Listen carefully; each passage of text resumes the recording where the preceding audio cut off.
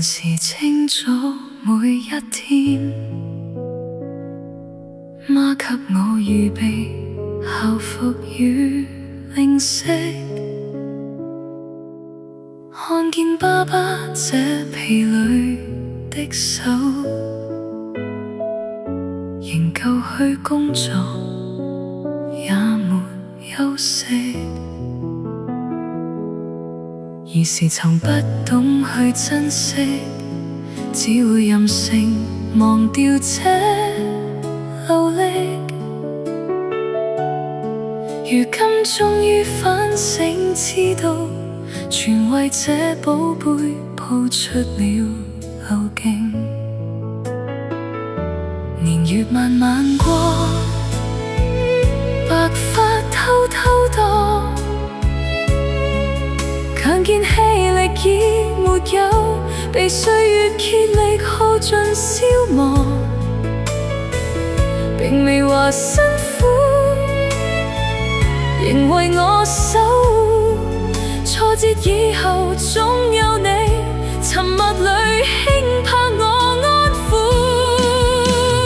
爸媽，你可知道，你倆這生也令我驕傲。從前未敢擁抱，如今只想給你倆傾訴。年月若然再倒數，這一生可伴至終老。人海裏面誰能代替無聲的說感激父母？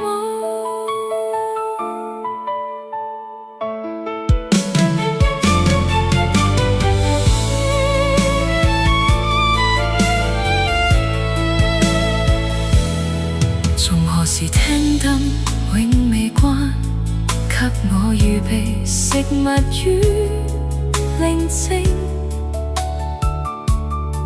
兩路已休息了，還是半睡，原來是給我去喘息。兒時曾不懂去珍惜，只會任性忘掉這努力。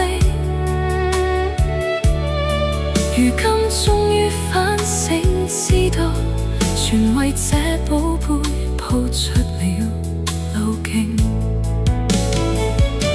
年月慢慢過，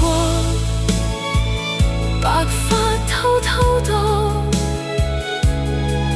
強健氣力已沒有，被歲月竭力耗盡消磨。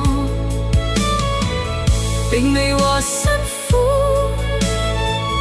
仍為我守護。挫折以後總有你，沉默裏輕拍我安撫。爸媽，你可知道，你倆這生也是我驕傲。從前未敢擁抱，如今只想給你倆傾訴。年月若然再倒數，這一生可伴至終老。人海裏面誰能代替無聲的說